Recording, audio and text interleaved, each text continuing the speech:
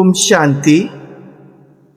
आप सभी दिव्य, जागृत और स्नेही आत्माओं का आज के इस रूहानी सफर में हृदय की गहराइयों से अभिनंदन है। बाहरी दुनिया के शोर और सूचनाओं के अंतहीन प्रवाह से थक कर जब आत्मा एकांत की खोज करती है, तब उसे आवश्यकता होती है एक रूहानी दर्पण की। आज का यह सत्र केवल सुनने के लिए नहीं, बल्कि स्वयं के भीतर उतरने के लिए और अपनी वास्तविक आध्यात्मिक स्थिति को पहचानने के लिए है। अध्यात्म के मार्ग पर उस निरंतर चातक की भांति बने जिसकी प्यास केवल स्वाति नक्षत्र की बूंद ही बुझा पाती है। जैसे चातक पक्षी एक व्रता होकर केवल आकाश की ओर ताकता है, कब स्वाति नक्षत्र बरसे और कब उसकी बूंद से उसका उदर तृप्त हो, वैसे ही हमें भी हर सेकंड ईश्वर की ओर उन्मुख होकर देखना है। कब ईश्वरीय ज्ञान बूंदों की वर्षा हो, ईश्वरीय पालना और शक्तियों की हम धारणा कर सके। आज हम 8 दिसंबर 1975 की अव्यक्त मुरली का अध्ययन करेंगे, जिसका शीर्षक है बच्चों की विभिन्न स्टेजेस। बाप दादा ने हमारे पुरुषार्थ की सूक्ष्म जांच कैसे की है। आज के इस विश्लेषण का उद्देश्य हमें सूचना देना नहीं है, बल्कि स्वयं को अनुभवी मूर्त बनाना है। आज हम विस्तार से समझेंगे अशरीरी भाव के वरदान की कसौटी और समय की मांग क्या है। दूसरी बात, आध्यात्मिक पुरुषार्थियों की 3 श्रेणियां कौन कौन सी हैं। तीसरी बात, परखने की शक्ति को संकल्पों के प्रकंपन तक कैसे ले जाएं। तो आइए अपने अंतर मन को स्थिर करें और उस रूहानी गहराई में उतरें जहां बाप दादा ने हमारे पुरुषार्थ का सूक्ष्म अवलोकन किया है। अशरीरी बनना केवल अभ्यास नहीं है, बल्कि आत्मा की अनादि और आदि स्थिति है। वर्तमान समय की गति और आने वाले विनाश के दृश्यों के बीच, झंझावातों के बीच, यह अशरीरी स्थिति ही हमारी सुरक्षा कवच है, जो हमें सुरक्षित रख सकेगी।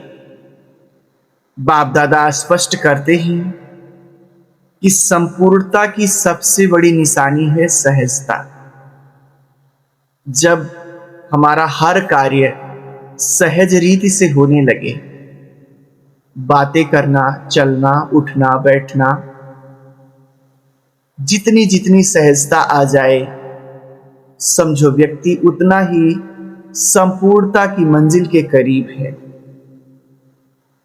यदि हम ये संकल्प करें कि मैं इस देह से न्यारी अशरीरी आत्मा हूं, तो एक तरफ संकल्प करें और दूसरी तरफ तुरंत साथ ही साथ उस अनुभव में हम टिक जाएं, सहजता के साथ।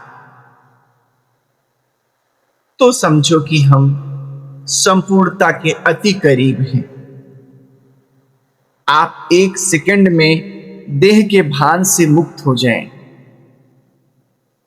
तो आप संपूर्णता के अति समीप हैं। यदि इस स्थिति तक पहुंचने को आपको मिनट लग रहा है, तुरंत नहीं हो रहा है, मन से युद्ध करना पड़ रहा है, या आपकी बुद्धि भटक रही है, तो इसका अर्थ है कि आप अभी इस संपूर्णता की मंजिल से दूर हैं। समय की कमी और अंतिम समय के हाहाकार के बीच केवल एक सेकंड का यह अभ्यास ही हमें विजयी बनाएगा। संकल्प और स्वरूप के बीच में एक सेकंड का भी अंतर ना हो। जो जो हम संकल्प लें, वो बातें हमें अनुभव हो जाएं, वो बातें हमारे स्वरूप में, हमारे चेहरे के द्वारा दिखने लगे। हमारी स्थिति बनाना ना पड़े, बल्कि सहज रीति से एक रस हो, प्राकृतिक हो, वरदान स्वरूप भी हो। तो समझो कि हम जो है उस संपूर्णता के करीब हैं। अगर स्थिति बनाने में एक मिनट का भी संघर्ष लगता है या अधिक समय लगता है, आप बार बार पुरुषार्थ करते हैं, मेहनत की जरूरत होती है, आपकी अवस्था स्वतः और प्राकृतिक नहीं होती है, या कभी कभी सहज हो जाता है, एक सेकंड में टिक जाते हैं, कभी कभी मुश्किल होता है, उतार चढ़ाव होता है, तो अभी आप उस संपूर्णता की मंजिल से दूर हैं। बाप दादा के सूक्ष्म इशारों को अपने जीवन का दर्पण बनाएं। यह अभ्यास ही अंत में आपके नंबर को निश्चित करेगा। बाप दादा ने विश्व भ्रमण करते हुए बच्चों के पुरुषार्थ की 3 श्रेणियां देखी। यह विश्लेषण हमें स्वयं को पहचानने में मदद करेगा कि हम ज्ञान मार्ग में केवल चल रहे हैं या उड़ रहे हैं, हम किस श्रेणी में हैं। तो पहला श्रेणी देखा, निरंतर चैतन्य चात्रक आत्माओं का। ऐसी आत्माएं जो ईश्वरीय शक्तियों से संपन्न हैं, और जैसे चातक एक व्रती होता है, कितना भी पानी बरसे लेकिन वो जो है स्वाति नक्षत्र के बूंद को ही पीता है। ऐसे जो चात्रक आत्माएं हैं, वे एक परमात्मा पिता में खोई रहती हैं। हर सेकंड ईश्वरीय खजानों को धारण करने के सिवाय उनके जीवन में और कोई काम नहीं होता। इनके लिए दिन हो या रात हो, उनकी अवस्था सदा एक रस होती है। ऐसी नहीं कि अभी अभी मूड ऑन है, अभी अभी मूड क्या हो गया, आप हो गया। तो ऐसी अवस्था नहीं होती है। ऐसी आत्माओं को कहा जाएगा चातक आत्माएं। क्या हम इस श्रेणी में हैं कि हमारी अवस्था सदा एक रस है, ईश्वरीय शक्तियों से संपन्न है, एक की याद में खोए रहते हैं? ऐसी आत्माएं आध्यात्मिक झूले में, अतीन्द्रिय सुख के झूले में सदा सदा के लिए झूलती रहती हैं। उनका मन प्रसन्न रहता है, वे सदा खुश रहती हैं, दूसरों को भी खुशियां बांटती हैं। इनकी खुशी और स्थिति किसी व्यक्ति, परिस्थिति या किसी के प्रशंसा पर निर्भर नहीं होती कि कोई व्यक्ति थोड़ा सैल्वेशन देगा तो वो खुश होंगे, कोई प्रशंसा करेगा तो खुश होंगे। नहीं, वो अंदर से खुश रहती हैं। इनको लगता है कि जो पाना था वो पा लिया, ऐसा रूहानी नशा इनके जीवन में होता है, तृप्त आत्माएं होती हैं, हर प्रकार से ये तृप्त होती है। तो क्या हम इस श्रेणी की आत्मा हैं? दूसरी श्रेणी बाबा कहते हैं सर्विस की लगन में मगन आत्माएं। कुछ आत्माएं ऐसी हैं जो सेवा बहुत करती हैं, सेवा के प्लान्स बनाती हैं, सफल भी होते हैं, लेकिन इनके पुरुषार्थ में थोड़ा सा विरोधाभास होता है। ये नॉलेजफुल होती हैं क्योंकि ज्ञान सुनाना है, सेवा करना है तो बहुत अच्छा अच्छा ज्ञान सुना लेंगे, लेकिन योग की शक्ति नहीं होती इनमें, पावरफुल नहीं होती, इनका व्यक्तित्व उतना प्रभावशाली नहीं होता और इसलिए इनका खुशी का झूला बराबर नहीं चलता। कभी किसी ने प्रशंसा कर दिया, बहुत अच्छी सेवा किए, बहुत अच्छा ज्ञान सुनाए, तो वे आत्माएं थोड़ा खुश हो गई, उनका खुशी का झूला चल गया। किसी ने प्रशंसा नहीं किया, बात ही नहीं की उनके सेवाओं के बारे में, तो उनका झूला धीमा हो गया। जब तक कोई इनको वेरी गुड कहता नहीं है तब तक इन्हें खुशी नहीं होती। प्रशंसा करता है, हिम्मत दिलाता है, तब इनका झूला तेज होता है। जहां बाहरी सहारा हटा वहां झूला रुक जाता है। ये ज्ञान सुमिरण तो बहुत अच्छा करते हैं, ज्ञान का चिंतन मनन करेंगे, पर समर्थी स्वरूप का अनुभव नहीं कर पाते। इनका व्यक्तित्व शक्तिशाली नहीं हो पाता है। और तीसरी श्रेणी की वे आत्माएं हैं जो सदा पुरुषार्थ में व्यस्त तो रहते हैं, पर प्राप्ति के बजाय समस्याओं में उलझे रहते हैं। समस्याओं में उनका समय बहुत अधिक बीतता है। इनका अधिकांश समय मुश्किल को सहज बनाने में, युद्ध में ही निकल जाता है। इनकी जो भाषा होती है वो शिकायत की होती है। इनके पास सदा बहाने होते हैं, बहानों की लंबी सूची होती है। क्या करूं, कैसे करूं, मेरी तकदीर ही ऐसी है, शायद ड्रामा में मेरा पार्ट ही ऐसा है। अगर कुछ उनके जीवन में बार बार प्रयास करते हैं, अच्छा होने का नहीं हो पाते हैं, वो कमी रह ही जाती है, तो अंत में निराश होकर कहते हैं शायद मेरा पार्ट ही ऐसा है, या कल पहले इतना ही हुआ था। ऐसी ऐसी निराशाजनक बातें ये तृतीय श्रेणी की आत्माएं बोलती रहती हैं। यह कल्प पहले वाला तर्क वास्तव में आलस्य और थकावट का रूहानी नाम है। ये बच्चे कभी बहुत हर्षित होते हैं तो कभी गहरी थकावट में चले जाते हैं। वर्तमान समय की पुकार है कि अब युद्ध नहीं करो, बल्कि अब विजयीपन के नशे में रहो। अब हर परिस्थिति पर विजय प्राप्त करो। जो लास्ट आए हैं उन्हें फास्ट बनकर फर्स्ट स्टेज पर पहुंचना है। अंत में परमात्मा पिता महारथी बच्चों की निशानी बताते हुए कहते हैं कि महारथी बच्चा वो है जिसके अंदर परखने की शक्ति बहुत तीव्र है। अब किसी के बोल से, किसी के आदतों को देखकर, किसी के चाल चलन को देखकर आप परख सकते हो। बहुत से लोग परखते हैं कि ये अच्छे हैं, अच्छे नहीं हैं।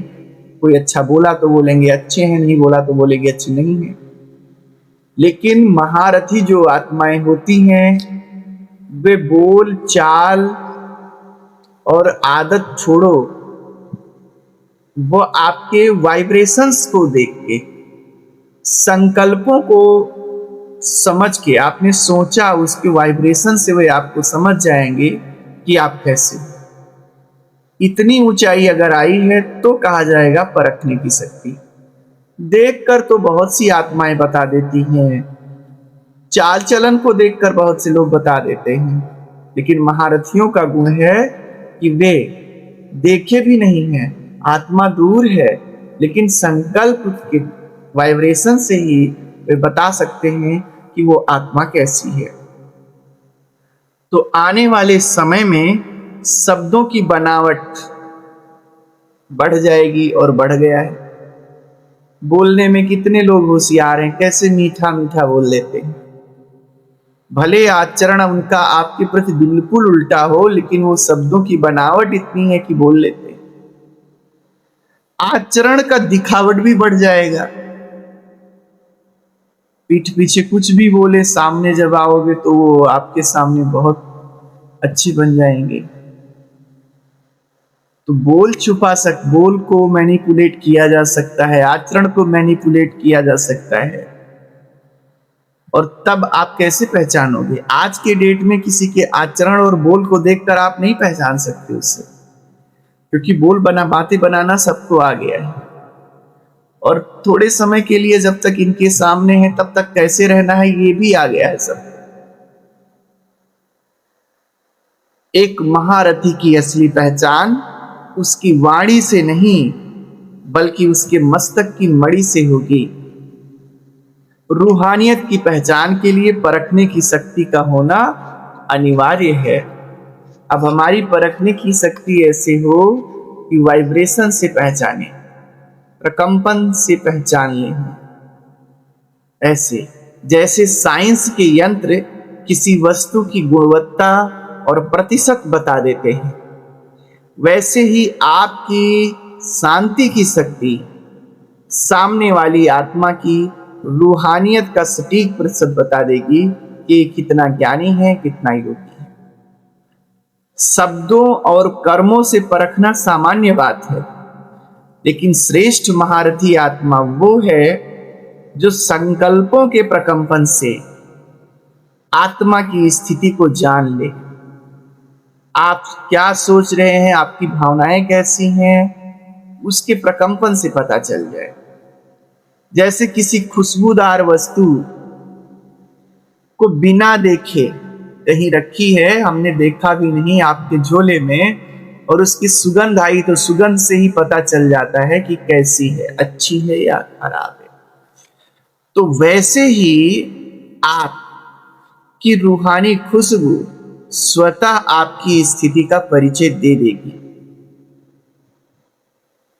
इसे ही शक्तियों की सिद्धि कहा जाता है। आने वाले समय में आप दूर बैठे व्यक्ति को, संकल्पों को भी वैसे परख लेंगे जैसे वो व्यक्ति सामने बैठा है। आपको ऐसा एक्यूरेट अनुभव होगा। लेकिन बाबा हम सबको याद भी दिलाते हैं और चेतावनी भी देते हैं कि इन सिद्धियों को, आजकल होते हैं ना, आप लोगों ने सोशल मीडिया पे भी देखा होगा कि कहते हैं आप सोचो और मैं बता दूंगा कि आप क्या सोचे। तो वो लोग तो केवल इसको खेल बना लिए। बाबा कहते हैं लेकिन आप सबको ऐसी सिद्धियों को व्यर्थ के कार्यों में, प्रदर्शन में नहीं गंवाना है। आप सबको इन सिद्धियों को विश्व कल्याण के अर्थ यूज करना है। समय की सुइयां इशारा कर रही हैं कि अब संसार का अंत निकट है। एक तरफ दुनिया में हाहाकार होगा और दूसरी तरफ विजयी आत्माओं की जय जयकार होगी। यह जय जयकार तभी संभव है जब हम कभी कभी के पुरुषार्थ को छोड़कर सदा के अनुभवी मूर्त बने। आप विश्व के दीपक हैं जिन्हें बाप समान बनकर करोड़ों आत्माओं को रास्ता दिखाना है। आज का पुरुषार्थ है कि बाप दादा ने देखा कि विदेश के बच्चे मधुबन से जुड़ने के लिए अपनी स्मृति का स्विच ऑन करके बैठते हैं। आज आप भी यह अभ्यास करें। हर घंटे 1 मिनट के लिए विश्व की सभी आत्माओं के साथ जुड़कर अपनी स्मृति का स्विच ऑन करें। उस 1 मिनट में क्या आप सहज रीति से अशरीरी बन पा रहे हैं? इस बात को चेक करें। क्या आप अतीन्द्रिय सुख के झूले में झूल रहे हैं या अभी किसी भी श्रेणी की शिकायतों में उलझे हुए हैं? स्वयं को मास्टर सर्वशक्तिमान आसन पर प्रतिष्ठित करें। आप बाप दादा के दिल तख्त नसीन बच्चे हैं। सदा विजयी रहें, अतीन्द्रिय सुख के झूले में झूलते रहें। इन्हीं शुभ भावनाओं शुभकामनाओं के साथ आज का सत्र हम यहीं समाप्त करते हैं। आप सभी को ओम शांति, बहुत बहुत धन्यवाद।